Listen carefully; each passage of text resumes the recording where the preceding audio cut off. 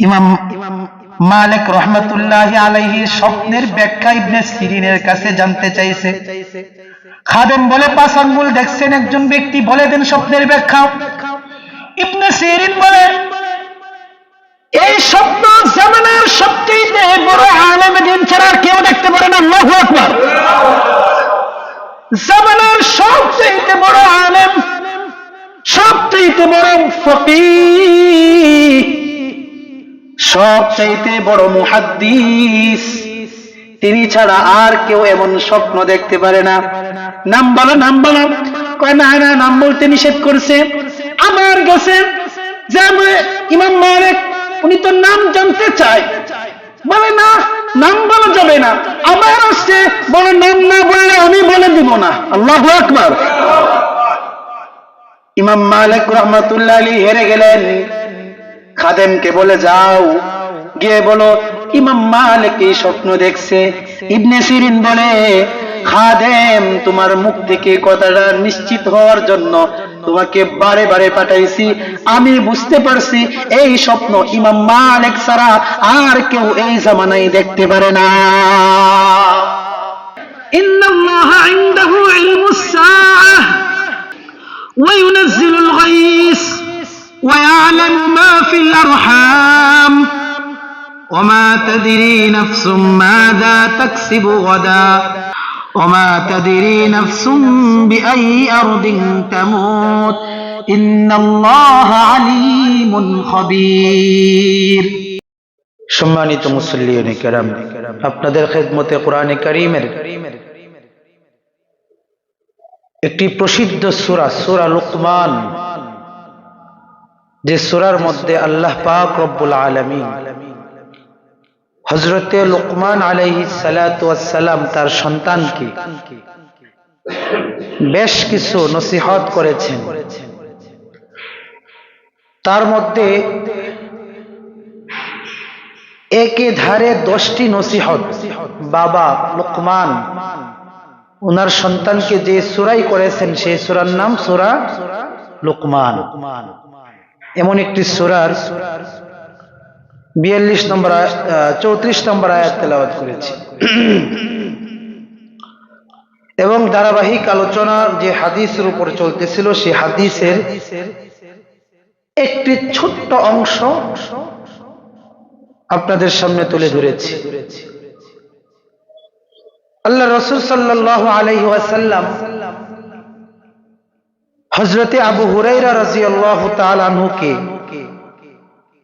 আমরা গত জুমায় বলেছি, এর আগের জুমায়ও বলেছি যে আবু হুরায়রা রাদিয়াল্লাহু তাআলা আনহুকে আল্লাহর নবী সাল্লাল্লাহু আলাইহি ওয়াসাল্লাম 5টি নসিহত করেছিলেন।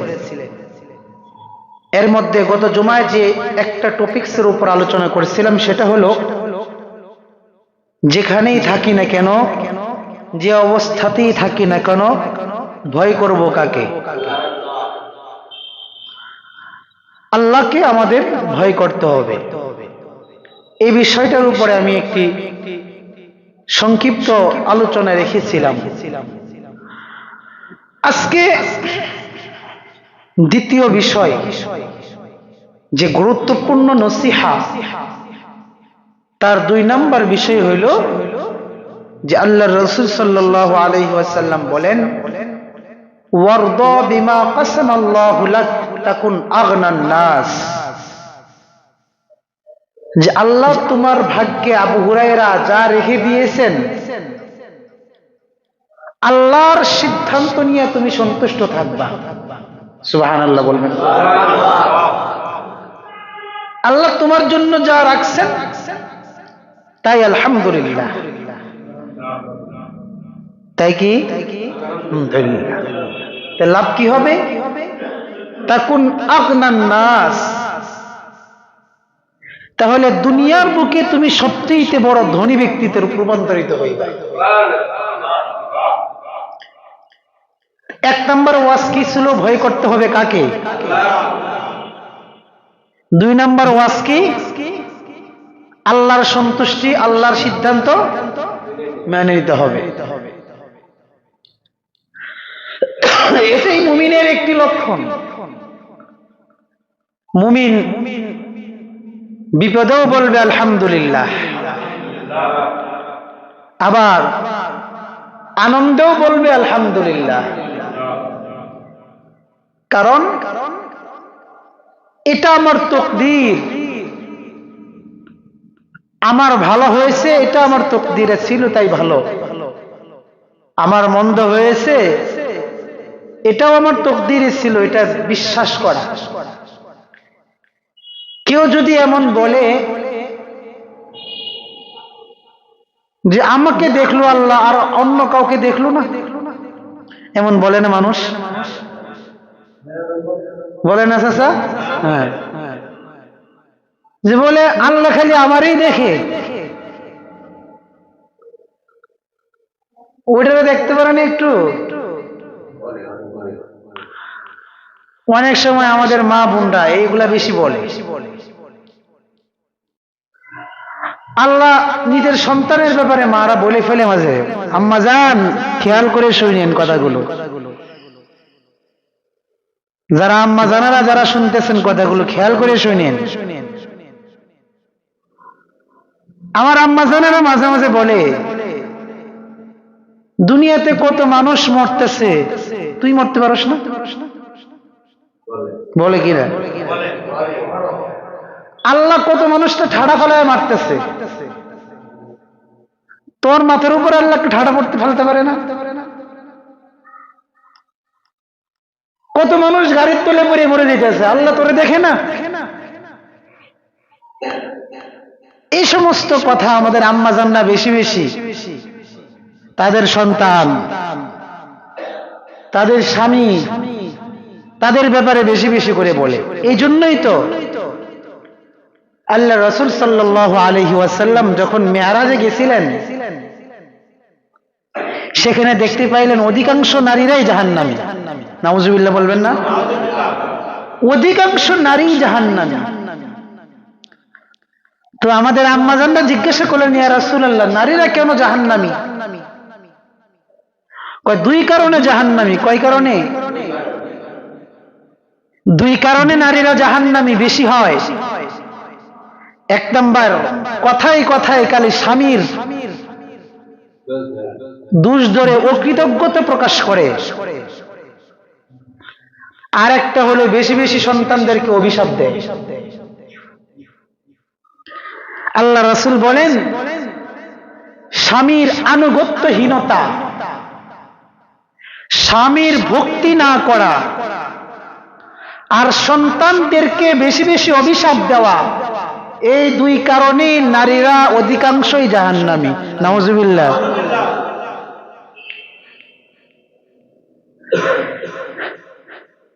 তো আমার তাকদীরে যা আছে ভালো হলো বলতে হবে কি আলহামদুলিল্লাহ,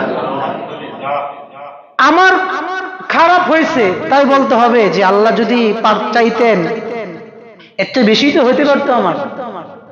কখনো না বলা এই কথা যে খালি আল্লাহ আমারই দেখলো, ওইটার দেখলো না। তো একটি ঘটনা, তো এক দূত আসছে একজনের কাছে, দুইজন প্রতিবেশী, একটার সাথে আরেকটা শত্রুতা, একটা আরেকটাকে দেখতে পারে না, মানে জানের দুশ্মন আর কি যেটাকে বলে। তার ভালো সে কখনো চায় না, সব সময় চিন্তা করে যে ওটার খারাপ হোক, আমার ভালো হোক। সে তার উপর যদি কোনো খারাপ আইসে পড়ে, সে বলে ফেলে যে আল্লাহ খালি আমারই কেন দিতেছে, হয়তো কিছু ওইটারে দিতে পারবো না, ওটা তো আমার জানের দুশ্মন, ওটারে দিবা।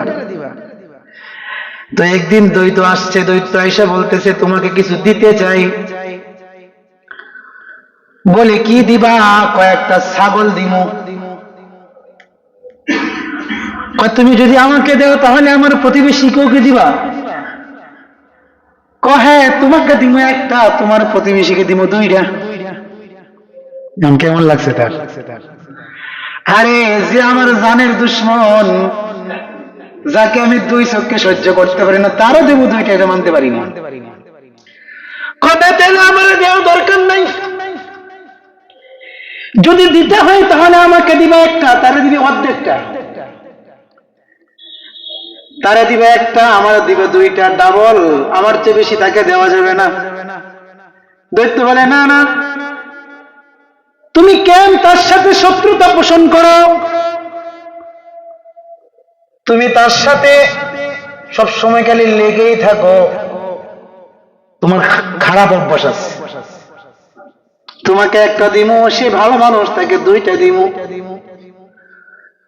এবার প্রতিবেশী বলে, সত্যি কি তাই? আমাকে একটা দিলে তারে দুইটা দিবা? দত্ত বলে, হ্যাঁ তাই। ঠিক আছে, চালাক তো। যদি আমার একটা হয় আর তার দুইটা হয়, তাহলে একটা কাজ করো, আমার একটা চোখ নিয়ে যাও আর তার দুইটা চোখ নিয়ে যাও। আমার একটা চোখ নিলে তো আমি একটু দেখতে পারবো, তার দুইটা চোখ নিলে তো সে দেখতেই পারবে না।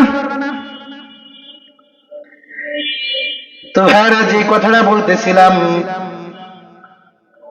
আমার আপনার জন্য আল্লাহ পাক রব্বুল আলামিন যা রেখে দিয়েছেন, আমার তকদির, আমার ভাগ্যে যা আছে তা মেনে নেওয়ার নামই হলো ঈমান। মেনে নিতে হবে এটা। এই জন্যই তো ইমানে মুফাসসালের একটা অংশ এমন, ইমানে মুফাসসাল, আমানতু বিল্লাহি ওয়া মালাইকাতিহি ওয়া কুতুবিহি ওয়া রুসুলিহি ওয়াল ইয়াউমিল আখির ওয়াল কদরি খাইরিহি ওয়া শাররিহি মিনাল্লাহি তাআলা ওয়াল বাসি বাদাল মাউত। যে কয়টা বিষয়ের উপর আমাকে আপনাকে ঈমান না আনলে পরিপূর্ণ মুসলমান হওয়া যাবে না, যে কয়টা বিষয়কে মনে প্রাণে বিশ্বাস না করলে আপনি আমি মুমিন হতে পারবো না, সেই কয়টা বিষয়ের মধ্যে একটা অন্যতম বিষয়ের নাম হলো আমার আপনার যে তকদীর। এই তকদীরকে মনে প্রাণে বিশ্বাস করতে হবে। কেউ যদি তকদীরকে নিয়ে সামান্য পরিমাণ প্রশ্ন করে, আল্লাহর রাসূল বলেন তার মধ্যে পরিপূর্ণ ঈমানের আলামত জাহির হবে না। তকদীরকে বিশ্বাস করতে হবে। আপনার ভালো মন্দ সব জানেন কে? আল্লাহ। কিসে আপনার ভালো হবে, কিসে আপনার ক্ষতি হবে জানেন কে? এটা বিশ্বাস করতে হবে। যে অবস্থাতেই থাকেন না কেন, এটা বুঝতে হবে আল্লাহর সিদ্ধান্ত। বিমা কাসামাল্লাহু লাক, আল্লাহ আমার জন্য যা লিখে দিয়েছেন তা আমি মনে প্রাণে মেনে নিব আর বলবো আলহামদুলিল্লাহ। কি বলবো? আলহামদুলিল্লাহ। আমরা অনেক সময় তো মনে করি হঠাৎ করে তার মরণ হয়ে গেছে, মনে মনে বলি, আরে হ্যাঁ, যদি আরো একটা বছর থাকতে পারতো তাহলে দেশের অনেক উপকার হইতো। সে যদি আরো 5 বছর বেঁচে থাকতো তাহলে দেশের অনেক উন্নত হইতো। সে যদি কিছু সময় আমাদের মাঝে থাকতো তাহলে সমাজের উন্নত হইতো। কিন্তু আল্লাহ তাআলার সিদ্ধান্ত হলো অন্যরকম। আল্লাহর সিদ্ধান্ত হলো তার যদি এখন মরণ হয় তাহলে তার জন্য এটা কল্যাণকর হবে। এজন্য দোয়া করে এমন আল্লাহর রাসূল দোয়া শিক্ষা দিয়েছেন। আমরা অনেক সময় দোয়া করি, আল্লাহ আমাকে মরণ দিয়ে দাও, আল্লাহ আমাকে তুমি তোমার কাছে টেনে নিয়ে যাও। এমন দোয়াও কখনো করতে নাই। আল্লাহর কাছে দোয়া করে এভাবে, আল্লাহুম্মা ইনি ইন কানাতিল হায়াতু খায়রান লি ওয়া আমিতনি ইন কানাতিল মামাতু খায়রান লি। আল্লাহ, বেঁচে থাকা যদি আমার জন্য কল্যাণকর হয় তাহলে তুমি আমার হায়াতে বরকত দাও, মরণ যদি আমার জন্য উপকার হয় তাহলে তুমি আমাকে তোমার কাছে নিয়ে যাও। ডাইরেক্ট না বলা, কারণ জীবন আপনার জন্য ভালো হবে না, ক্ষতির কারণ হবে। মরণ আপনার জন্য ভালো হবে নাকি ক্ষতি হবে জানেন কি? এই জন্য সবটা আল্লাহর উপরে ছেড়ে দেওয়া। আল্লাহ মরণ ভালো হইলে মরণ দাও, জীবন ভালো হইলে জীবনের মধ্যে বরকত দান করো। কারণ আপনি তো জানেন না আপনার মরণ কখন হবে, জানেন? জানেন? দুনিয়ার সকল মানুষ সব কিছু জানে। মেডিকেল সায়েন্স, আধুনিক চিকিৎসা বিজ্ঞান আপনার শরীরের ত্বকের যে রংটা আছে, রংটা কখন তার মেয়াদ শেষ হয়ে যাবে এটা বলতে পারে। আপনার কানের শ্রবণ শক্তি কখন নষ্ট হয়ে যাবে আধুনিক যন্ত্রপাতি প্রয়োগ করে তারা বলে দিতে পারে। এত বছর পরে তার কানের শ্রবণ শক্তি শেষ হয়ে যাবে। চিকিৎসার মাধ্যমে চিকিৎসা বিজ্ঞান এটা বলতে পারে তার দৃষ্টিশক্তি কবে শেষ হয়ে যাবে বলে দিতে পারে। আপনার দাঁতগুলো নড়াচড়া করে, তারা এখানে মেডিসিন যন্ত্র প্রয়োগ করে তারা বলতে পারে দাঁত কবে সব শেষ হয়ে আপনি পুরা ল্যাংটা গালের মতো হয়ে গেছে। আপনার ব্রেন সব আকল বিবেক কবে নষ্ট হয়ে যাবে আধুনিক চিকিৎসা বিজ্ঞান সব কিছু বলে দিতে পারে। কিন্তু যদি ডাক্তারকে প্রশ্ন করা হয় শরীরের প্রতিটা পার্ট, শরীরের প্রতিটা অংশ জায়গায় জায়গায় মেডিসিন যন্ত্র প্রয়োগ করে বলে দিতে পারতেছেন কোনটার কোন সময় মেয়াদ শেষ হয়ে যাবে। যদি তাদেরকে বলা হয় বলেন তো আমার মৃত্যু কখন হবে, ফেল, ঠিক না ঠিক? তখন মুখে কোনো কথা নাই, না না আরে আপনারটা কি বলবো আমি ডাক্তার, আমারটারই তো খবর আমার জানা নাই। ডাক্তাররা মেডিসিন লাগায়, মেডিসিন ব্যবহার করে, মেডিসিনের মধ্যে একটা নির্দিষ্ট টাইমও দেয়া দেয়, তাই না? ওষুধ মেডিসিন প্যাকেটিং করলো, প্যাকেটিং এর উপরে লেখা দেয় এক্সপায়ার ডেট, কত তারিখে এটা উৎপন্ন হইলো, এটার মেয়াদ কবে শেষ হয়ে যাবে, সব লেখা থাকে। আল্লাহ বুঝি তার চেয়ে বড় ডাক্তার না? আল্লাহ তো মানব দেহের জন্য একটা মেয়াদও লাগাই দিয়েছে, প্রতিটা জিনিসের আল্লাহ মেয়াদ লাগাই দিয়েছে। ওষুধ, মেডিসিন, খাবার, নিত্য প্রয়োজনীয় আসবাবপত্র যেমন নাকি একটা নির্দিষ্ট মেয়াদ আছে, আমার আপনার বডিরও একটা নির্দিষ্ট মেয়াদ আছে। কেউ ইচ্ছা করলে মেয়াদটাকে আগে আগে ধ্বংস করতে পারবে না। মেডিসিনের জন্য বিশেষজ্ঞরা যতদিন পর্যন্ত এটার মেয়াদ লিখে দেয় ততদিন পর্যন্ত মেয়াদ থাকে। মেয়াদ শেষ হয়ে গেলে আপনারা বলেন এটা ডেট ওভার হয়ে গেছে, নিব না। আল্লাহ মানব দেহের জন্য একটা মেয়াদ লিখে দিয়েছেন, মেয়াদ যার যখন শেষ হয়ে যাবে ঠিক তখনই এটাকে ডেট ওভার করতে হবে, তার আগে কেউ এটাকে কখনো ফেলে দিতে পারবে না। এজন্য কিছু বিষয় এমন আছে এগুলা শুধু আল্লাহই ভালো জানেন। সুবহানাল্লাহ বলবেন না? আল্লাহ ছাড়া কেউ জানে না।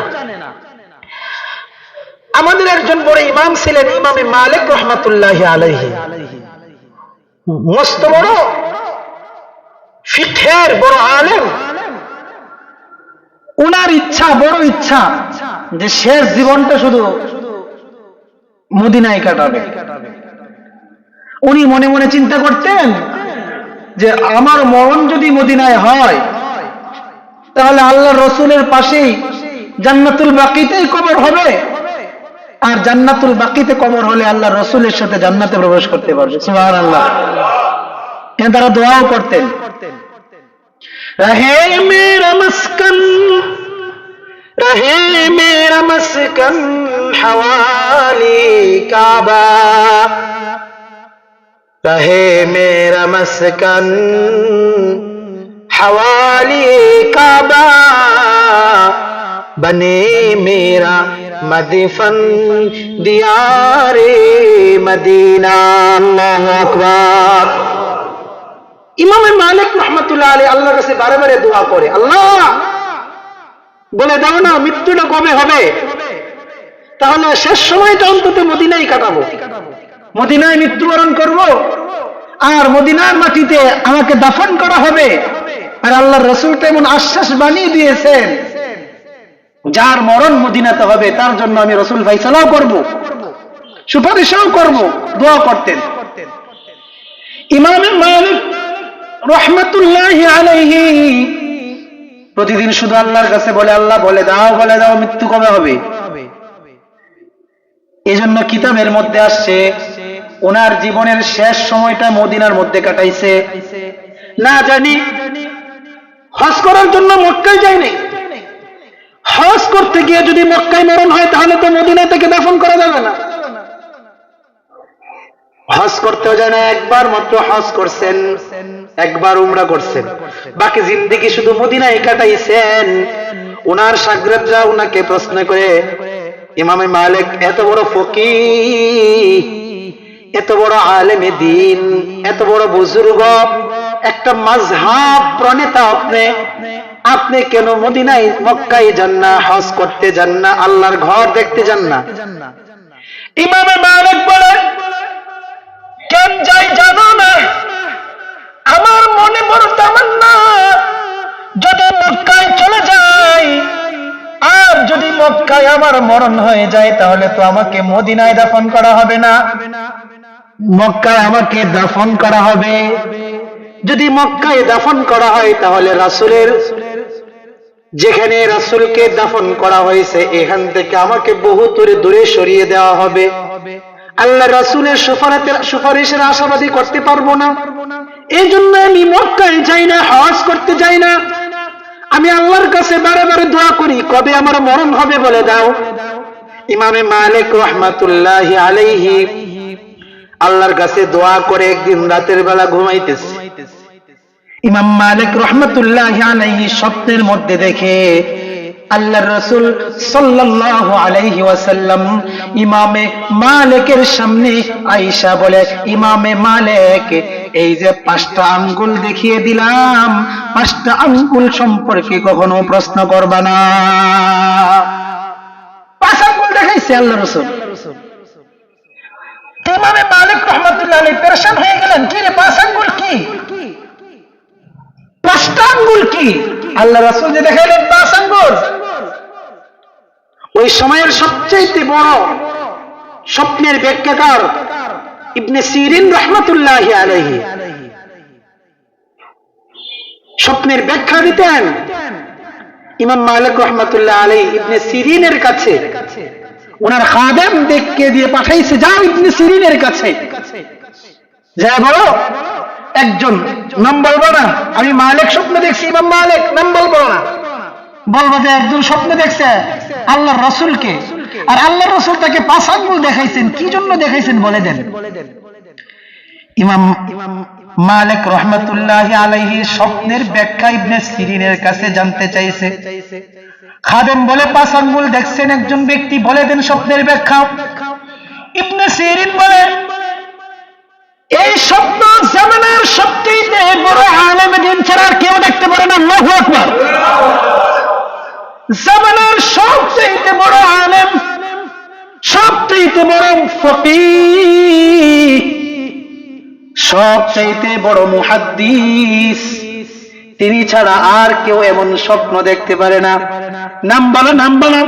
কয় না না, নাম বলতে নিষেধ করছে। আমার কাছে যে ইমাম মালিক, উনি তো নাম জানতে চায়, বলে না নাম বলা যাবে না, আমার আসছে বলে নাম না বললে আমি বলে দিব না। আল্লাহু আকবার। ইমাম মালিক রাহমাতুল্লাহি আলাইহি হেরে গেলেন। খাদেমকে বলে যাও, গিয়ে বলো ইমাম মালিক এই স্বপ্ন দেখছে। ইবনে সিরিন বলে, খাদেম, তোমার মুখ থেকে কথাটা নিশ্চিত হওয়ার জন্য তোমাকে বারে বারে পাঠাইছি। আমি বুঝতে পারছি এই স্বপ্ন ইমাম মালিক ছাড়া আর কেউ এই জামানায় দেখতে পারে না। তো বলেন তাহলে কি? তো বলে সূরা লুকমানের 5টা 34 নম্বর আয়াত, ইন্নাল্লাহা ইনদাহু ইলমুস সাআহ ওয়া ইউনাজ্জিলুল গায়স ওয়া ويعلم ما في الأرحام وما تدري نفس ماذا تكسب غدا وما تدري نفس بأي أرض تموت إن الله عليم خبير ইবনে সিরিন এই আয়াত শোনায় দেয় যে আল্লাহর নবী 5 আঙ্গুল দেখাইছে, তো 5 আঙ্গুলের ব্যাখ্যা হলো তুমি যে সারা দিন কালীন মৃত্যুর কামনা করো আর বলো আল্লাহ বলে যে মৃত্যু কবে হবে, এই 5টার মধ্যে একটা হলো ওমা তাদরি নাফসুম বিআই আরদিন তামুত। ইমাম মালিক তুমি কোথায় কোন অবস্থায় কিভাবে মৃত্যুবরণ করবা এটা আল্লাহ ছাড়া আর কেউ জানে না। আল্লাহু আকবার বলবেন না? এই জন্য কার কখন মৃত্যু হবে মৃত্যুর কখনো তামান্না করা যাবে না। আপনার যখন মরণ আল্লাহর জন্য মনে হবে আপনার মরণ এখন দরকার, আল্লাহ তখন আপনাকে মরণ দিবে। 5 বিষয়, কয় বিষয়? কিয়ামত কখন হবে জানেন কে? জোরে বলতে হবে, জানেন কে? বৃষ্টি কখন কোথায় কোন অবস্থায় হবে জানেন কে? মায়ের পেটে কি আছে জানেন কে? আপনি আগামীকাল রাত্রে বিকালে সন্ধ্যায় কি খাবেন জানেন কে? আপনার মরণ হবে কবে জানেন কে?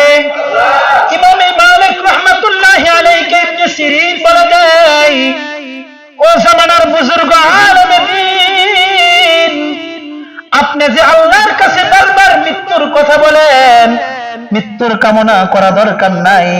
আপনার মৃত্যু কখন হবে কোন অবস্থায় হলে আপনার জন্য ভালো হবে এটা আপনি জানেন আকাশের মালিক একমাত্র আল্লাহ। তো মুহতারাম হাজিরিন, যে আমি যে আবু হুরায়রা রাদিয়াল্লাহু তাআলা আনহুকে আল্লাহ রাসূল 5টা নসিহত করেছেন, তার 2 নম্বর বললাম ওয়ারদা বিমা কাসামাল্লাহু লাক তাকুন আগনান নাস, যে আল্লাহ আপনার তাকদীরে যা রেখে দিয়েছেন তা মেনে নিতে হবে। মেনলে পৃথিবীর বুকে সবচেয়ে ধনী আপনি। আল্লাহু আকবার। আপনি মনে করছেন তাহলে আল্লাহর সিদ্ধান্ত মেনে নিলাম আর বড় লোক হয়ে গেলাম। টাকার অর্থ, টাকার বাহাদুরি বড় বাহাদুরি নয়। বুখারী মুসলিমের হাদিস, আল গিনা গিনান নাফস, যার অন্তরটা বড় সে সবচেয়ে বড়। আল্লাহু আকবার। যার অন্তর ছোট সে সব দিক দিয়ে ছোট। এই যে অন্তরকে বড় করা, অন্তরকে আকাশ সম করা, অন্তরকে পাহাড় সম করা, অন্তরকে বড় করা, তাহলে আল্লাহ আপনাকে সব দিক দিয়ে বড় করে দিবে। আপনার মনটাকে যদি উজাড় করতে পারেন, আপনার মনটাকে যদি বড় করতে পারেন, তাহলে আপনি সবচেয়ে বড়। আর আপনার সব কিছু আছে মন ছোট, তাহলে আপনি সব দিক দিয়ে ছোট, আপনি হেরে গেছেন সব দিক দিয়ে। এই জন্য অন্তরের সচ্ছলতা, কলবের সচ্ছলতা সবচাইতে বড় সচ্ছলতা, আর কলবের দুর্বলতা, অন্তরের দুর্বলতা সবচাইতে বড় দুর্বলতা। মুহতারাম হাজিরিন, 3 জুমার ধরে যে আলোচনা আমি করতেছি, 2 নাম্বার বিষয় আজকে বললাম। 1 নাম্বার কি ছিল? আল্লাহকে বিশ্বাস করা, আল্লাহকে ভয় করা। 1 নাম্বার কি? আল্লাহকে ভয় করা। গত জুমায় আলোচনা করছি। সব জায়গায় কাকে ভয় করব? বলে না, কাকে? আল্লাহকে। 2 নাম্বার, আল্লাহর সিদ্ধান্ত আমরা মেনে নিব, ভালো হলেও মেনে নিব ইনশাআল্লাহ। বলেন দেখি।